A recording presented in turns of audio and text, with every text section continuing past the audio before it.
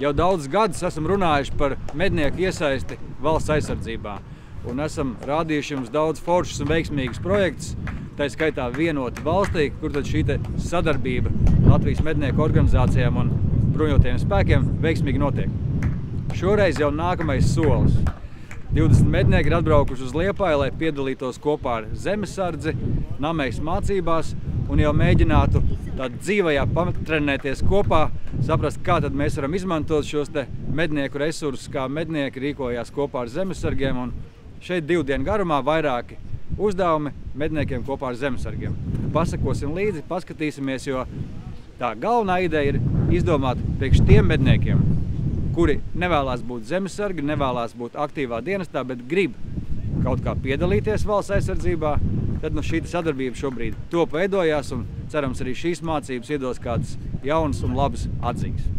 Jāni, tā sadarbība, Latvijas Mednieku savienības iesāktais ceļš jau pirms cik gadiem, ja, ir tagad nākamais līmenis, nākamais solis. Tu jau ar medniekiem reāliem esi Liepājā un sadarbojies šeit ar zemesardzi un piedalies lielajās mācībās. Jā, tieši tā un precīzi. Mēs, civilpersonas mednieki, esam iesaistīti pirmo reizi Latvijas pastāvēšanas vēsturē militārās mācībās. Kā civilpersonas un nevis vienkārši kā atbalsta personāls, bet kā ar ieročiem kopā pildam kaujas uzdevumus reālos apstākļos kopā ar zemesardzi. Cik šajā reizē mednieki aktīvi bija? Cik tev ir vīri līdzi?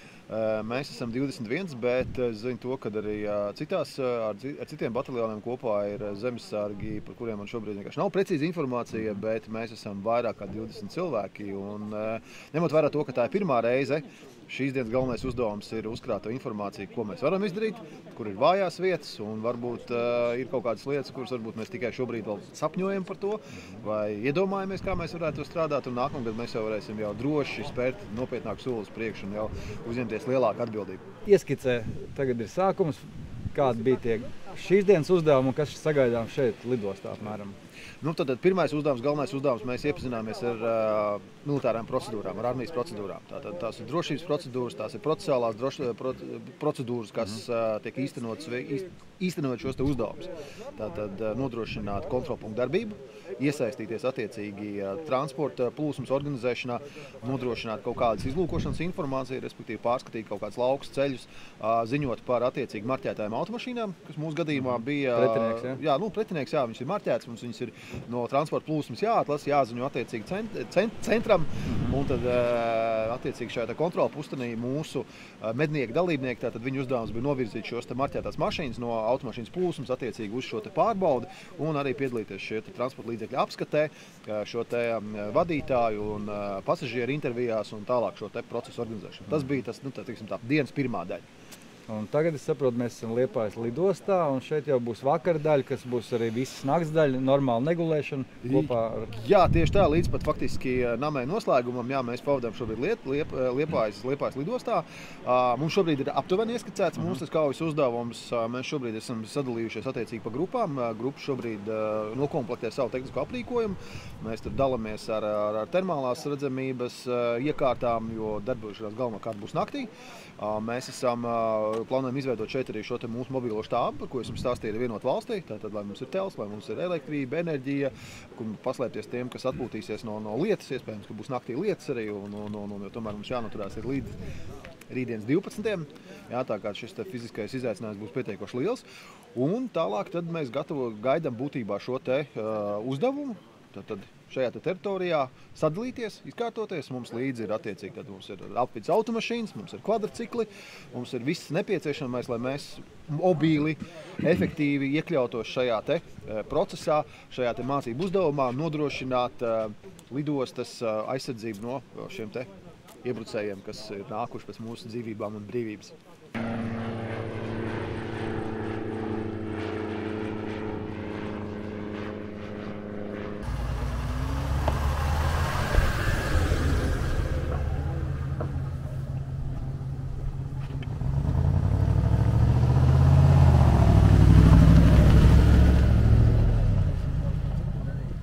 Šis ir kontrola postenis, kur jūs mednieki kopā ar zemīšiem kontrolējat plūsmu, ja? Jā. Kad brauc mašīna, mēs skatāmies, Mēs apstādinām, mums ir konkrēts izlis no abiem galiem, tad vienā galā viens mednieks, tad galā otrs mednieks. No tās puses, kur nāk automašīna, mēs novērtējam situāciju. Otrs mednieks, kamēr es stādinu, viņš skatās binoklī, vai nav atpazīšanas zīme, kas mums ir jāpamana. Attiecīgi es stādinu mašīnu. Ja redzu, ka ir atpazīšanas zīme, tad otrs mednieks jau pabrīdina komandu. Komanda sagatavojās, es novirzu mašīnu kabatā, un tad attiecīgi jau zemesargi strādā jau uzrunā pasažierus, attiecīgi darbības. Tad to procedūru to tad zemesargi izpildi, jā? Jā, nu mēs esam kā iniciatori, mēs pasakam, apturam tādu mašīnu, parādām, kur jāiet, un tad zemesargi tālāk visu. Un mēs attiecīgi piesadzam. Klojas, kā tev runājot? Nu, reku tieši brauc transports, var redzēt, kā tas notiks. Jā.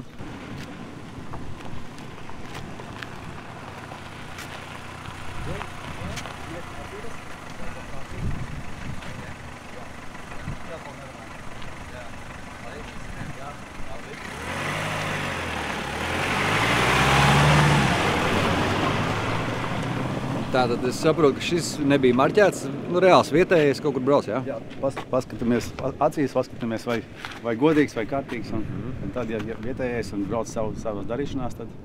Jo te ir svarīgs moments, tā kā šitā ir kaut kāda, nav it kā kara fāze, jā? Viņi tāda 50-50 saprot situāciju.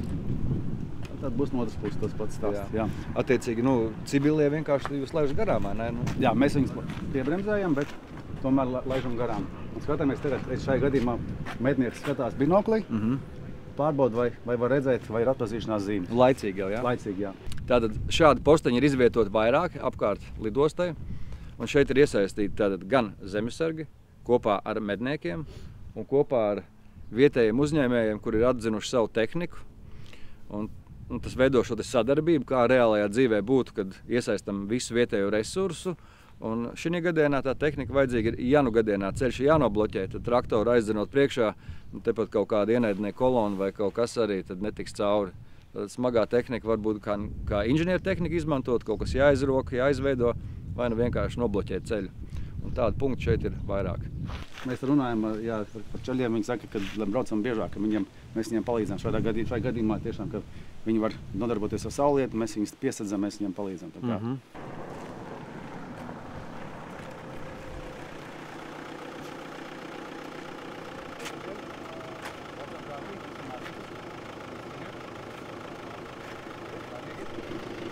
Klausies, kā tev pirmā emocija stāvēt ar medību ieroci, nevis dzinēju medību ierindā, bet tomēr pie lidostas kopā ar zemesargiem? Adrenalīns. Tiešām ļoti labs adrenalīns, jo medībās tas pavisam savādāks viņš ir. Tas ir uz dzīvniekiem, bet šeit ir cilvēki un civilie un arī attiecīgi diversanti, kas to adrenalīnu uzdzen augšā. Un tā atšķirība taču liela, ka jūs tagad esat, var teikt, 24 stundas un it kā nekas nenotiek, bet tāpat laikā jābūt visu laiku gatavam, jā? Jā, jebkurā brīdī kaut kas var parādīties. Kādi ir tie noteikumi vai uzstādījums, kas pa situāciju, ko jums jāsargā, no kā jāizvairās? Mums jāskatās mašīnas, kuras ir nomarķētas attiecīgi. Tajās mašīnās ir vai nu diversanti, vai nu civiliedzīvotāji. Mums viņus ir jāaptur un jāpārbauda, kas tur notiek. Attiecīgi, kuras mašīnas nav marķētas, mēs lēžam garām, neapturam. Kas nav spēlē iekšā? Jā, kas nav spēlē tieši tā. Un kādas diversijas jau bija pa nakti vai nebija? Naktī jau bija mierīgi, tikai pārbaudes bija, bet no rīta šeit bija ārā apšaudēm. Jā, mums bija. Tā kā kolēģi zemesargi šāva no šīs pozīcijas uz to pusi, mēs jau vienkārši tā dabējām ietēmēt, jā, tad ja būtu patronas, tad būtu. Kā bija tā sajūta, ka, teiksim, pusautomātiski ieroči svilp gar ausīm? Forši, jā. Tā jau mācība munīcija, protams, bet jums arī ļauj ielādēt stobrā mācību munīciju? Nē. Bija kaut kāda arī incidenti šajā laikā? Bija kolēģiem, mums aizbrauc viena mašīna garām, un iekšā bija ienaidnieks, nomaskējies, un tad tālāk kolēģi jau sagaidīja. Viss šaušana, viss? Ar šaušanu viss tā kā pienākā. Vismaz kaut kāds actions, vai ne? Actions bija arī, jā. Mēs centāmies visus aprīkot, lai katrā grupiņā vismaz ir pa termālajiem. Jo patiesībā atšķirībā no militārajiem mums īstenībā diezgan labi esam aprīkoti. Jo, piemēram, tas otrais vakar uzdevums bija, ka mēs Liepājas lidostu apsargājam, un tad tas ļoti palīdzēja. Mēs redzam, tur, teiksim, mēs pārtvērām vienu mašīnu. tad viņi no mašīnas pārgāja kājniekos. Ja? Nu, bez termota neredzētu, ka viņi pār pļaviņu, tev pienāk klāt, un tad mēs viņus atkal pārtveram. Tā kā, nu, tas bija baigā priekšrocība, un pat mums bija tā, kad mēs apturējām vienu mašīnu, kas bija tā draudīgākā. Tur bija diezgan ilga skaidrošanās stundas garumā, jo tāpēc, ka viņi tā kā viens otrā grib paspaidīt. Ja? Nu, un tad es paskatos termiķi, viena militāra persona nāk man no aizmugures klāt. Es saprotu, ka viņš tā kā piesadz vai kaut ko meklē, jo iespējams kāds no tās mašīnas izkāpjas ārā, bet viņš piegāja klāt un pajautāja, iedu paskatīties, kā tavējais rāda. Tā kā tāda mēs jutāmies tādi tehnoloģiski, ja mēs varbūt tur taktiski neesam tādi, protams, tur vajadzīga pieredze, apmācība un tā tālāk, tad mēs ar tehnoloģijām tā teikt pievilkām klāt. Nu, un kā negulēt nakti? Grūti. Vai ne? Un 8 stundas no vietas bija dežūras. Mēs mainījām tikai punktus un tad tikai dabūjām 2,5 stundiņas pagulēt nākošā dežūra tagad. Malec. Baigais prieks, ka jūs iesaistaties. Tas ir foršs sākums. Tieši tā. Nu, zin, tāds pirmo reizi tādā avantūrā. Jā? Jā, un nu, piedzīvojam daudz binoklis, jā? Ar abām acīm. Paturiet. Jā, ar abām acīm. Šitais bija mums uz izķeršanu. Nu, tā teikt, katru grupiņu viņi izķēra. Ļoti labi, kad ir komforta tāda skatīšanās ar abām acīm, tā kā 3D brillēm tu var skanēt. Protams, tāpēc, ka tas redzes leņķis pavisam savādāk. Redzes leņķis un arī tas, kas ir, piemēram, ka tev nenožilbina aci vienu, kas medībās parasti nožilbina ar to nakts redzamību, un tu tāds pusaklis staigā. Tad vienkārši visu laiku jātur arī tā reālā situācija. Tā binokli galīgi nežilbina? Nu, apžilbina, bet abas divas vienādi acis. Tas nozīmē, ka vienkārši tu nejūt, kad esi apžilbis vienkārši. Nu, tā. Kāds ir attālums šim binoklim tāds, ko tā reāli var redzēt? Nu, principā viņš līdz 2 km 300 darbojās. Nu, tāds cilvēks droši vien kaut kur pusotru kilometru būtu labi saskatāms. Un mēs tas ar citu arī redzējām no rīta, kad bija diversijas grupas. Mēs bijām postenī uz Samulošu debes puses, ja? Bet un mēs jau pamanījām, ka viņi grupējās, ja viņi ka vācās, un mēs jau varējām par rācijām noziņot tālāk, vai viss ir gatavi. Un tā kā. Bet šitāds nebūtu iespējams, nu, absolūti, jā, jo tāpēc, ka tas cilvēks ir silts, dzīves, un tu uzreiz tu pamani. Tā kā, nu tā. Tehnoloģijas ne tikai medībās, bet arī šeit, jā? Jā, nu tas ir tehnoloģija karš, jā. Tā. Super. Tā kā tā. Nu tā mēs te nocīnījāmies.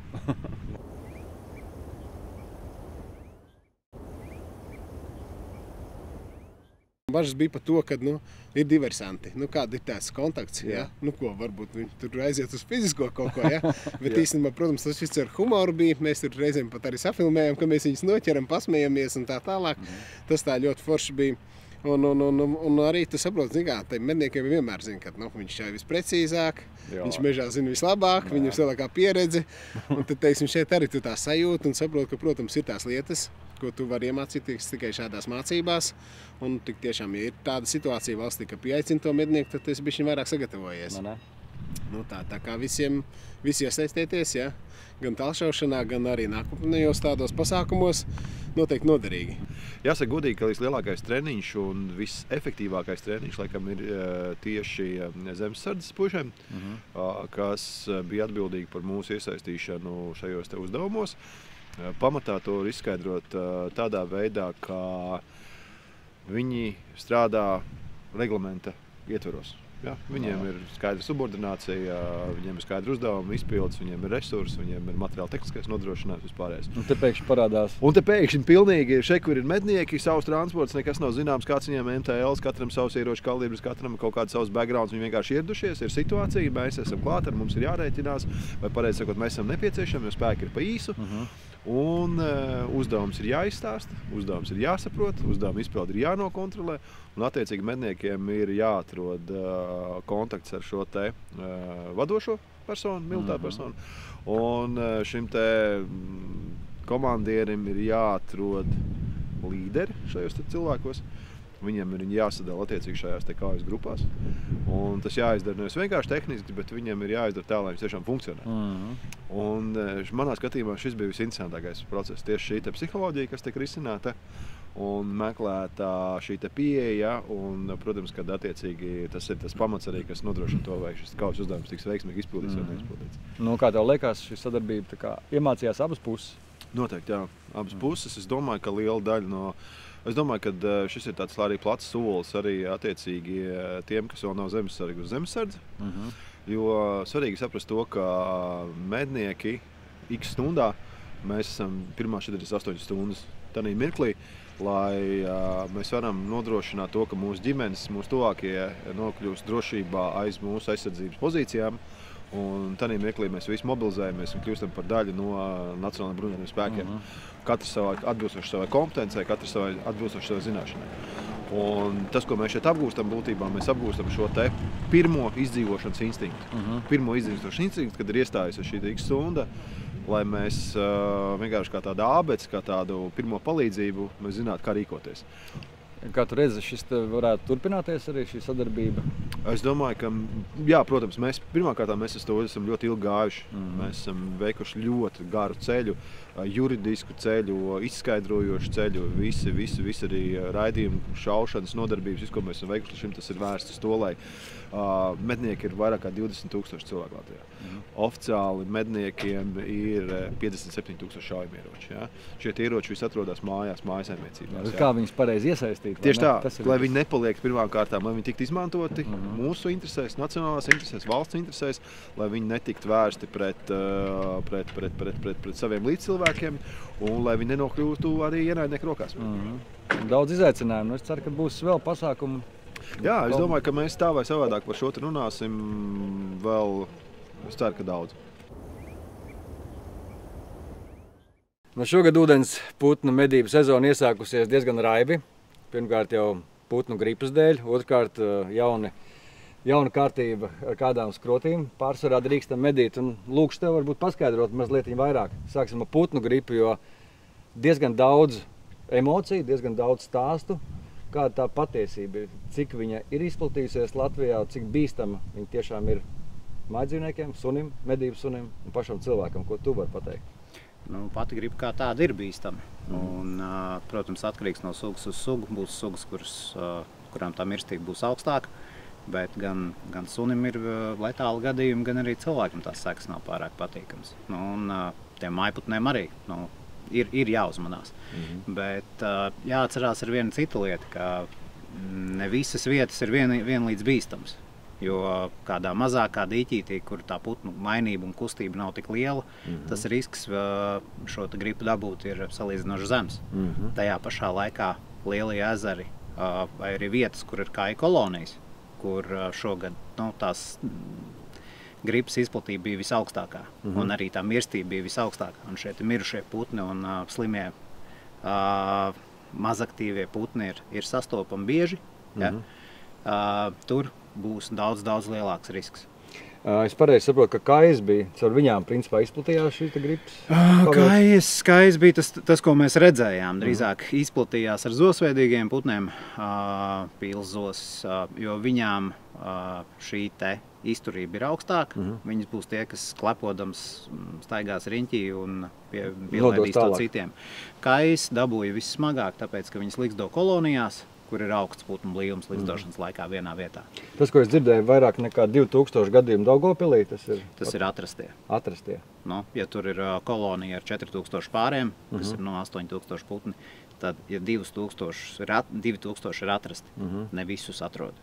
Tā kā tas rada zināmu priekšstatu par to, kāda ir tā mirstība tieši kājām. Zosveidīgiem putniem ir mazāka, zemāka. Viens iemesls varētu būt, ka viena daļa no populācijas to ir pārslimojusi jau ziemošanas vietās. Jo pasaulē šī slimība nav nekāds jaunums. Jaunums viņa ir priekš mums, tāpēc, ka viņa tikai tagad ir atnākusi līdz mums. Igauņiem bija ātrāk, arī citur apkārt Baltijas reģionā tas jau ir bijis. Šobrīd pārtikas un veterinārais dienests nav nācis klajā ar kādu konkrētu paziņojumu, ka, teiksim, nemedīt vai kaut kur ierobežot medības. Kā tev emocionāli liekas šogad vajadzētu atteikties pret medībām? Tā kā es pats uz atklāšanu biju un piedalījos, tad būtu diezgan divkosīgi teikt, ka neiet. Bet, kā jau es teicu, ir jāvērtē šie riski. Ja jums ir suns, tad, ja man būtu suns, es viņu nevestu uz šīm vietām, kur viņš var atrast šos mirušos putnus un tādā veidā dabūt. Pašas medības, ja jūs neiet uz celšanu, tas risks arī ir salīdzinoši zems, jo vesels, normāls putns, viņš lido apkārt. Slims putns, viņš sēdēs, viņš kaut kur mēģinās nolīst, viņš būs mazkustīgs. Tajā brīdī jūs nemeklējat speciāli šo kontaktu ar putnu, tās iespējas noķert šo slimību arī ir daudz zemākas. tad, ja jūs ejat uz celšanu, ja, jums veselie putni sadzirdēs jūs un aizlidos, un tie slimie būs tie, kuriem jūs tiksiet klāt. Jā. Un tad tas risks palielinās. Bet arī jāskatās no vietas. Tā vieta un zināšanas par vietu, kas tur ir noticis, tas būs tas izšķirošais šobrīd. Tad varbūt mazliet precīzāk pastāsti, cik putnam intensīvi noris šī slimības gaita, cik ātri un kā tie simptomi ir un konkrēti cilvēkiem. Vai mums ir piemēri, kad ir jau kāds saslims un kāds izpaužās? Par putnu slimības noris ir diezgan strauja. Sākumā putns kļūst mazkustīgs, pēc tam viņam iestājās zinām veida apātija, viņam pazūd baiļu sajūta, viņš laiž cilvēku klāt. Pēc tam beigu fāzē, kad jau ir šī agonija, var redzēt, ka viņš kaut kā neraksturīgi kustina galvu, nevar pakustēties, nevar palidot. Tas attīstās pāris dienu laikā? Tas ir dažas dienas, jā. Un, ja runāju par cilvēku, tad tas izpaužās kā diezgan spēcīga gripa. Līdzīgi kā arī parastās gripas gadījumā. Viena pati viņa diez vai būs letāla, bet ja tas nāk kopā ar kaut kādām citādām veselības problēmām, tad... Ir mums gadījumi Latvijā, ka cilvēki jau saslimuši? Ir gadījumi. Un mediķi to var konstatēt tiešām kā putnu gripu, jā, konkrēti? Nevis Covid, uztaisot analīzes, jā. Līdzīgi kā šos putnus atrastos, viņi tika savākti un šīs analīzes tika veikts. Ne visos gadījumos tā bija putnu gripa, protams, mums miruši putnu dabā būs. Bet tā pārbaudot šīs jaunās vietas, aizdomīgās vietas, jā, tas tiek konstatēts. Kas ir jādara cilvēkiem, ja viņi ir ieraudzījuši beigtu putnu kaut kādā neraksturīgā vietā, ezera krastā, piemēram, kas būtu jādara un kas nebūtu jādara? Pilnīgi noteikti nevajag viņu aiztikt pašam. Otra lieta būtu jāziņo PVD, pārtiks veterināriem dienestam vai pašvaldībai. Tajās vietās, kur šī slimība ir konstatēta un šo putnu ir daudz, par viņu savākšanu parasti atbild pašvaldība. Varētu būt paredzams, ka būs kādi liegumi, varbūt kaut kādās teritorijās, ja šī putnu gripa attīstīsies? Piemēram, Engurē šī dabastaka ir slēgta. Daļa no dabastakas, šī pļavas daļa un tornis. Tīri šie iemesli dēļ, ka tā pļava ir pilna ar beigtiem putnēm. Un, ja cilvēki iet, it kā ir teikt sunītes saitītē, bet, zinām, kā mums ir ar to noteikumu ievērošanu, tad, lai šeit sunīši tos putnus nesalasītu un priecīgi viņos nevārtītos, tad ir tāds lēmums, ka šī ezera krasta daļa ir slēgta šogad. Otra galvenā aktualitāte šogad ir tā, ka mēs pēc likuma principā sanāk 100 metri no mitrājiem ir jāizmanto obligāti bezsvina munīcija. Valsts meždienas ir nācis precīzi paskaidrojis, kuras tad ir tās vietas, kas ir mitrājas un kas tā pa zonu, vai mēs jau pieņemam, ka principā mēs visur medījam ar bezsvinu? Vienīgais veids, ko es redzu ūdens putnu medībās, kur pēc šiem noteikumiem sanāk, ka var lietot svinu, ir kaut kur lauka vidū zosis uz gaidi ar mānekļiem. Citu tādu, priekš ūdens putnu medībām es neredzu, baložu medības. Pārējais jau jums būs vai grāvis, vai peļķi, vai jebkās. Un tas ir mitrājs, principā. Principā, jā. Ko tu saki par bezsvinu, ko vīri runā, jau ir sapratuši, pieņēmuši, pārgājuši? Vai? Tie, kas medīja aizsargājumās dabas teritorijās, viņi jau kādu laiku ir ar šo lietu apraduši. Tie, kas sāk tikai tagad, ir tās pašas žēlabas, kas bija, pieņemsim, tai pašā Engurē pirms 20 gadiem. Tāpēc ievērojam visu medību ētika noteikumus, mazgājam rokas, kas vēl būtu jādara tagad ūdens putnu medību laikā. Biodrošība. Visu apavu mazgāšanu. Tas būs tas būtiskākais, jo putnu gripa izplatās arī ar ekskrementiem. Ja tas slimais putns tur ir labi pakakājis, tad apavu būs arī viena no tām lietām, ar ko jūs varat atnest. Un viss, kas ir izveidinot putnu, spalvas, visu jānorok, jāsadedzina. Jā. Vai ne? Un nebarot to mājputnēm vai citiem mājdzīvniekiem. Izturamies līdzīgi kā pret Āfrikas cūkumēri, kur jau mēs esam principā iepazinuši līdzīga veida profilaks vajadzīgi. Šaujam garām un tiekamies uz meža takas. Paldies tev!